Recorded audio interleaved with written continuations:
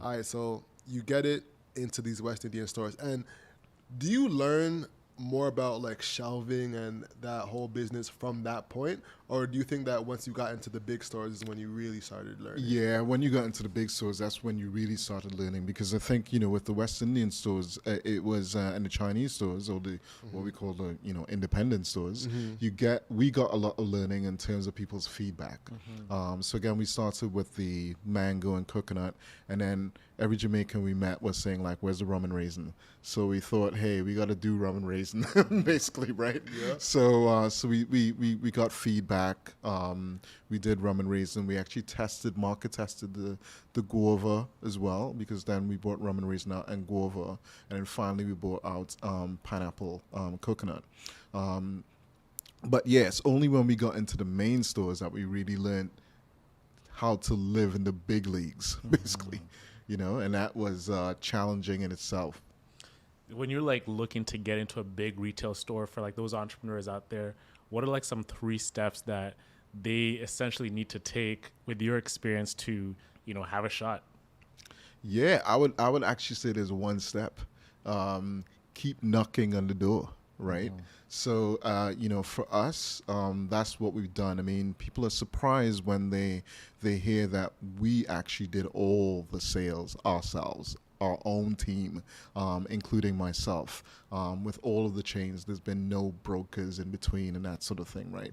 So, which is a long step, but we've kept fighting in terms of doing that. So, and sometimes there's, the good God above and some luck. When we got into Sobeys, that was it is when I write a book, people go like, that never happened. But basically, we I went into Sobeys. They were just starting their local program. I think they were the first ones to bring out a local program in terms of helping local entrepreneurs get on the shelves, and giving them space and that sort of thing. So went in. And then, met this guy, and turns out to be from the UK. Turns out to be from UK strikes again. Turns out to be from Rumford, where I lived, And we hit it off right away. Wow. And basically they were what they call category buyers. So he was in charge of dairy, and he was only selecting one company to work with, and on the spot he selected us. Without even trying the ice cream? Yeah, no, he tried it. I brought samples and that sort of thing. He loved it. But again, being from the UK, he traveled a lot to the Caribbean, not just to Cuba, but again, Jamaica, Barbados, Grenada, that sort of thing, and enjoyed the stuff there. So he knew about the flavors. So he then gave us an opportunity, and it was scary because now you got to perform, right? And I remember that, I think we saw him in. It may have been before summer, and we thought, hey, we'd get in the summertime. Then, unfortunately, he left, and then someone else took over.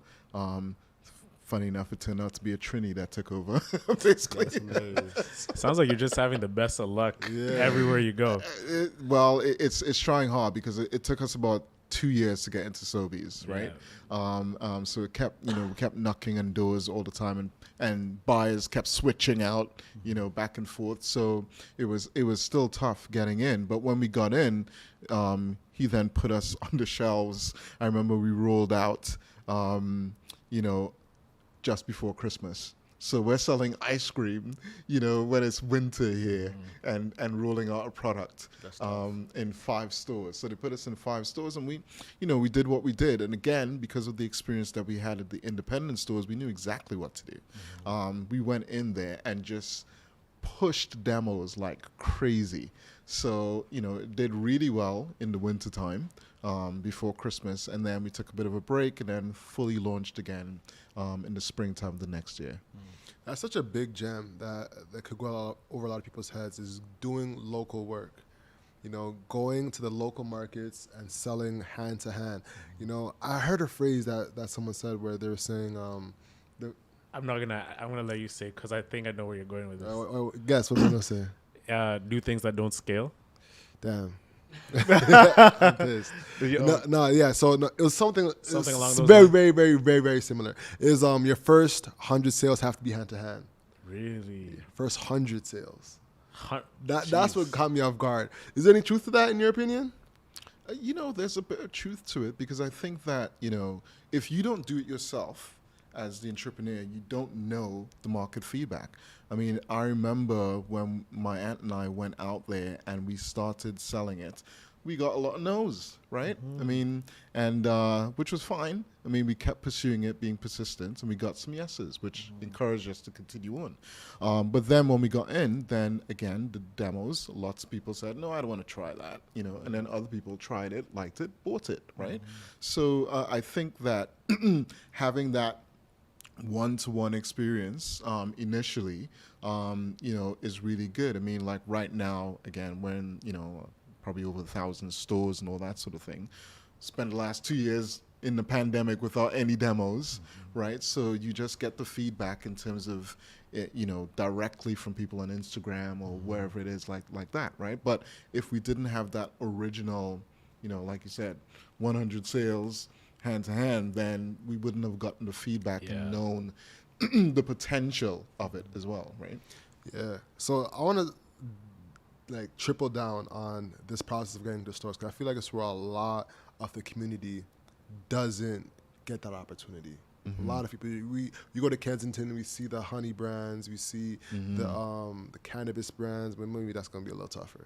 But but you know what I'm saying? There's a ton of those the shea butter brands. Yes. You know what I'm saying? And they're always like in the small time stores, like, and you're thinking about like big time, like how do you get in the big time exactly. stores? So let's dial in on the knocking down that door, right?